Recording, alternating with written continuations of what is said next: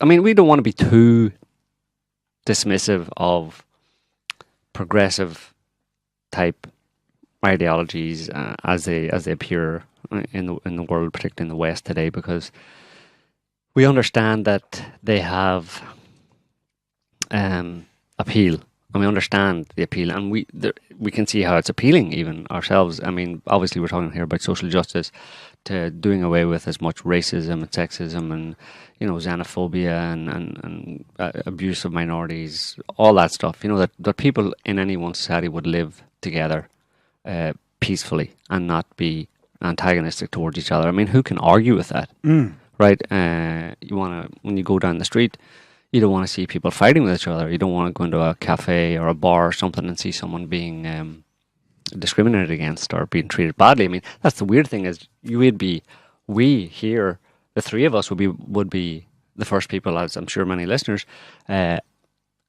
would be the first people to step in if you saw someone being unfairly or unjustly treated in public. You know, maybe it'd be a bad idea to step in, but you probably would if you could ascertain that there was clear abuse going on, you know, and that would put you immediately in the progressive camp, right? You would get a gold star, you know, but that's not, we don't swallow that whole, if you know what I mean. We're not full on progressives because we understand that the situation is pretty complex, and that the problems in society today of, for example, of where the left promotes diversity and multiculturalism in Western countries, and that everybody should be colorblind. There should be no bad reaction to anybody. Like the West, let's say, is obviously predominantly a white, you know, Christian or white society or societies. So anybody who is not white or not Christian or both should not be discriminated against in any way. But the problem is that this is happening at a time, 17 years after what we mentioned previously, 9/11 and the beginning of the War on Terror, which was used by the US and its allies to project military power and boots on the ground and CIA shiny black shoes on the ground and corporate shoes on the ground into the Middle East for all sorts of reasons. But, you know, during the invasion of Iraq, 1.5 million Iraqis were killed. It was presented, the justification for the invasion of Iraq after 9/11 was that Saddam had some ties to Al-Qaeda, who supposedly carried out 9/11. And there was also the claim by the British Prime Minister Tony Blair that and his people that Saddam could attack the UK in 45 minutes. So they peddled a bunch of lies that demonized the Iraqi people, or Saddam Hussein, and by implication the Iraqi people, as kind of bad people, bad leader, bad people. Of course, they give lip service to saying, you know, or give lip service to the idea that our argument, our problem isn't with the Iraqi people; it's only about these bad leaders. But at the same time, when we go there, they'll welcome us with flowers. But they didn't do that after. When they went there, a large percentage of the Iraqi people, I'd say pretty much the vast majority of the Iraqi people, were against the invasion of Iraq and the occupation. And also a significant percentage of the Iraqi people either took up arms or supported those taking up arms against US troops. And those ordinary Iraqi people then killed a lot of US soldiers and sent them home in body bags in coffins with the stars and stripes. And this was, you know, those events were presented in the mainstream media to the American public. So after 17 years of that, and that's just Iraq, you obviously have Afghanistan as well. You have terror attacks going on that were invariably blamed on Muslims, ascribed to Muslims. So it's not surprising, given that after 17 years of that kind of propaganda and that kind of experience that was had by Western populations, that you're going to have some segment of the population, at least, who is going to have some level of dislike or fear or, you know, problem in general with Muslims / Iraqi / and for a lot of people who aren't, you know, who don't think about it too much, it's just an amorphous group of Muslims that come from the Middle East, the general Middle East area, you know. But statistically, the highest numbers, I don't know if they comprise the majority, but you can look at the flows of refugees / migrants they came from 3 places: Afghanistan, Iraq, then Syria beginning 2014, and Libya. Right. So they are the 4 places that were Right. targeted. So Western countries demonize the leaders of these Muslim countries in the Middle East area, and by implication, the people of those countries. And then, when, as a result of the Western wars and bombings of those countries, you have an influx of migrants from those countries, the people who have a kind of problem with that, a knee-jerk reaction to the idea that effectively our enemies, and the people that we have been told by the media are our enemies over the past 15 or so years, now we have to welcome them in. And if the people in Western countries show any aversion to them at all, then they're demonized or condemned as being racist, xenophobic, and pure evil, Nazis, whatever, Islamophobic, by other people in Western societies who somehow have been able to overlook the fact that, for 15 years we were told that Muslims are terrorists, and not only told that, but we had all had very shocking experiences, if not directly, kind of by or indirectly, through multiple terror attacks, really brutal terror attacks here in France, for example, the Charlie Hebdo attacks and the Bataclan concert hall attacks. Last year you had the Manchester bombing, Ariana Grande Manchester bombing, and then way back 2004, Madrid bombing, almost 200 people killed in a train station by Muslims.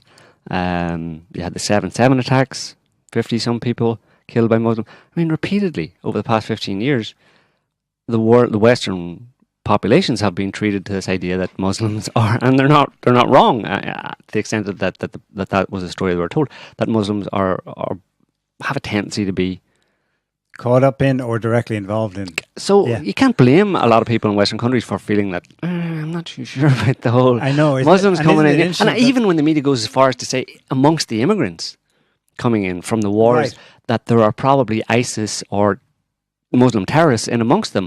But then at the same time, you're not allowed to have a bad reaction to it, which seems totally unreasonable. Yeah. Even just from accepting normal human responses, normal human nature, it's unreasonable to demand that someone does not have that kind of a bad response after that experience, and to demonize it, and then that to be used to divide Western society itself, regardless of immigrants. You know what I mean?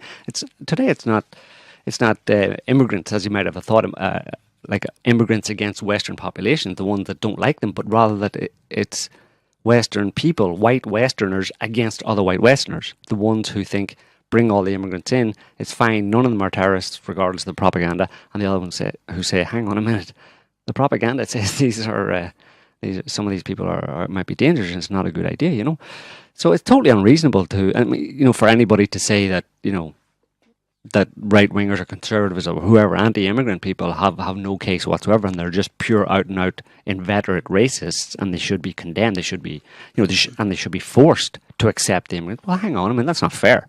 And you're only going to create conflict if you try and force those people to do something that arguably is not a reasonable thing to do.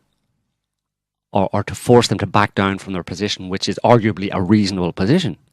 Mm-hmm. So that's why we tend to kind of criticize the left, the more radical, outspoken, progressive lefties, because they're pushing the situation too far, too fast, and against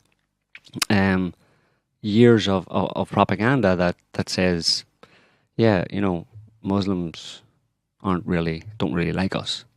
They're kind of, some of them, a lot of them anyway, don't like us. And sure, maybe the majority of them have no problem with us. But how do you separate out the ones who do like us and the ones who don't like us? And how do I know?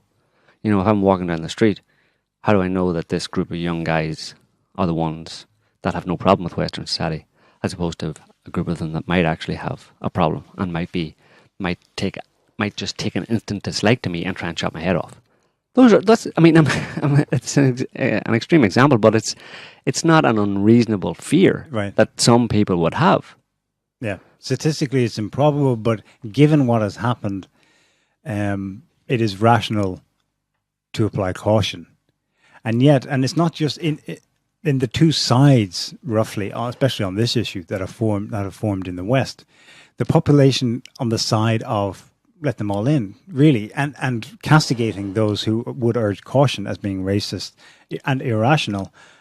that they have power. They have the establishment, mainstream on their side. The same ones that went into all these countries and caused the problems. And of course that breeds conspiracy theory in the sense of it breeds suspicion that this is being done deliberately. But I'm not sure. I think it's obviously it's an open-ended debate you could go on and on for. We have had a bit of it here before, but to what extent is that being consciously done? Okay, well, besides that, well, there's something weird about it, right? Yeah. There's something weird about the way that the whole thing has transpired. It's almost like it has conspired. Let's not say someone conspired, but that it conspired to happen in a very particular way. I mean, you had 9/11, 2001, that launched all of this. That really is the cause of a lot of the problems in the world today, and that coincided with the kind of dawn, really, of the internet age, because only around the year 2000, that people were really starting to get on the internet, and it's only in a few years after that you had things like Facebook and YouTube and all this kind of mass, social media platforms that people could, express themselves, and that's where a lot of the noise is today on social media, or is in societies, in Western societies today. It's on social media, and it's via the media. I mean, before the internet, before you could go and look at CNN online, you had to go and buy. Well, you couldn't buy anything from CNN, right? Do they have a paper? No, I don't think so. The Washington Post, the Washington Times, the New York Times, or any of those newspapers. You had to actually go and buy a newspaper to read about it, right? I think you had to buy cable TV to get CNN. Right, for CNN you had to watch it on TV, but people weren't spending the amount of time they were online. There were no such thing as computers that people had in their houses that they spent. Some people spending long hours every day. So the whole thing has just all come together at the same time, as 9/11 happened. And then everything that happened since then you had this opening up of the ability for people to express themselves immediately and directly in real time on the internet, and as a result of that, you have this flowering of conflict and division in society. It's something weird about it, no? There's something, I'm not saying it's calculated, but there's something fortuitous, or that's the wrong word maybe, something serendipitous, maybe, about the whole thing,